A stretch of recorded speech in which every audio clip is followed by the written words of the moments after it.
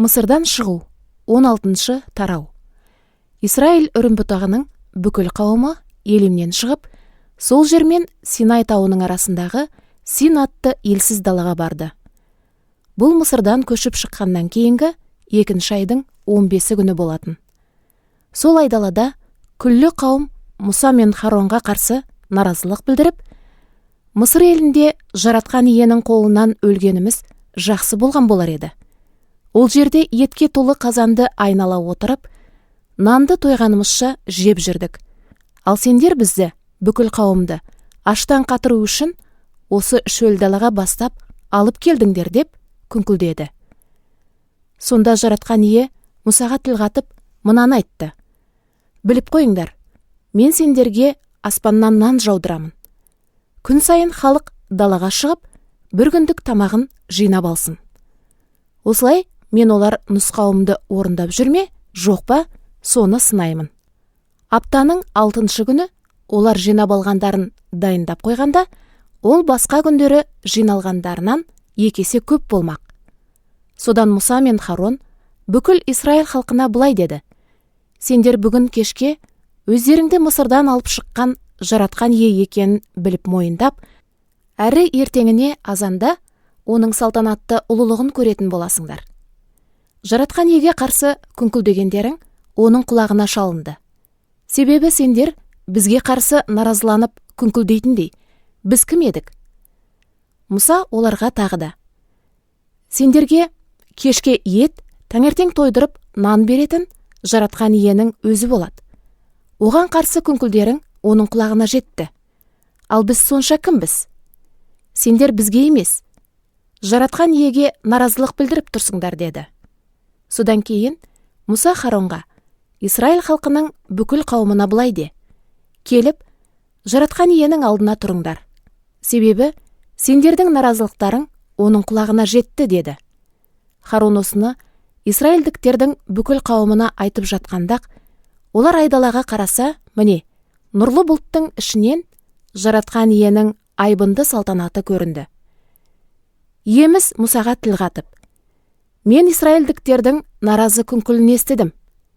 Оларға былай де: кешке ет жеп, ертеңіне азанда нанға тоятын боласыңдар. Сонда менің, өздеріңнің құдайларың жаратқан ие екенімді ұғынып білесіңдер, деді. Сол кештақ бөденелер ұшып келіп, халықтың қоныстанған жеріне қаптап қонды. Ал ертеңгісін азанда айналаны шық басып жатты.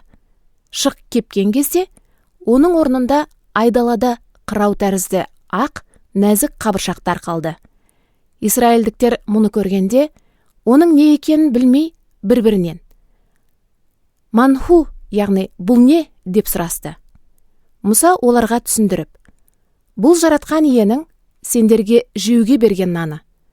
Жаратқан ие мынаны әмір етті: әрқайсыларың өздеріңе керегін шетеріп, үй іштеріңдегі әрбір жан басына бір тегештен толтырып жинап алыңдар, деді. Исраильдіктер солай істеп, біреу көп, біреуі аз жинады. Ал тегеш пен өлшеген кезде көп жинаған кісіден артылған жоқ, аз жинаған мұқтажда болған жоқ. Әркім өзінің жеуіне қажетінше жинапты. Мұса оларға: ешкім мұны ертеңге қалдырмасын, деп ескертті. Алайда олар Мұсаны тыңдамай, кейбіреулері жинағандарынан келесі күнге қалдырып, ол құрттап сасып кетті. Сонда Мұса оларға қатты наразыланды. Күн сайын таң ата, әркім өзінің жегенінше жинап алатын болды. Күн қызған кезде қабыршақтар еріп кетіп отырды. Ал жұма күні олар 2 есе көп, әр жанға 2 тегенеден жинап алыпты. Сонда қауымның жетекшілері Мұсаға келіп, бұл туралы айтып берді. Мұса оларға: жаратқан иенің айтқаны мынау: ертең сенбі күні, өзіме бағышталған демалыс күнін сақтаңдар. Бүгін жинаған тамақтан өздеріңе қанша керек болса, сонша пешке жауып, не суға пісіріп алыңдар. Ал артылып қалғанын ертеңге сақтап қойыңдар, деп жауап берді. Халық Мұса тапсырғандай, артылып қалған тамақты келесі күнге сақтап қойғанда, ол не сасыған, не құрттаған жоқ. Мұса оларға тағы былай деп қосты: бұл сендердің бүгін жейтін тамақтарың. Бүгін жаратқан иеге бағышталған демалыс күні. Бұл күні осы тағамды даладан таба алмайсыңдар. Оны 6 күн қатарынан жинайсыңдар. Ал 7-ші күн демалыс күні. Сонда ол болмайды.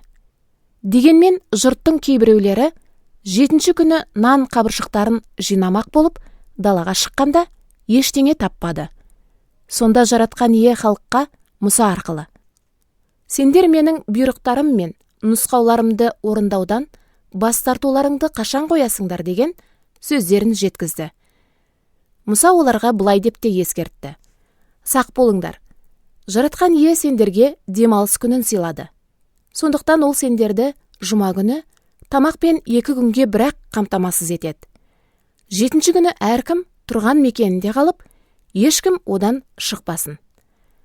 Мұнан кейін халық 7-ші күні демалатын болды. Израильдіктер сол нанды манна деп атады. Оның түсі көжекөк шөбінің дәндері сияқты ақ, ал дәмі бал қосқан күлше нандай болды. Мұса халыққа қарап: мынау жаратқан иенің берген тапсырмасы. Бір тегешті маннаға толтырып, келер ұрпақтарың үшін сақтап қойыңдар. Олар да менің сендерді Мысырдан алып шыққанымда айдалада қоректенуге берген нанымды көрсін деді. Содан ол Харонға: бір құмыран алып, ішіне сол бір тегеш маннаны құй. Келер ұрпақтарға сақтау үшін құмыраны жаратқан иеге бағышталған орынға апарып қой, деп тапсырды. Кейінірек Харон жаратқан иенің Мұсаға бұйырғанын орындап, құмыраны келісім сандығының ішіне келісім айғақтарының алдына салып сақтап қойды. Израиль халқы өзінің тұрақтап мекендейтін жері Қанахан елінің шегіне жеткенше 40 жыл бойы маннамен қоректенді. Олар қолданып жүрген тегеш мөлшері гомер деп аталатын. Бір гомер ефаның 10-нан 1 бөлегі, яғни 2 литр шамасы.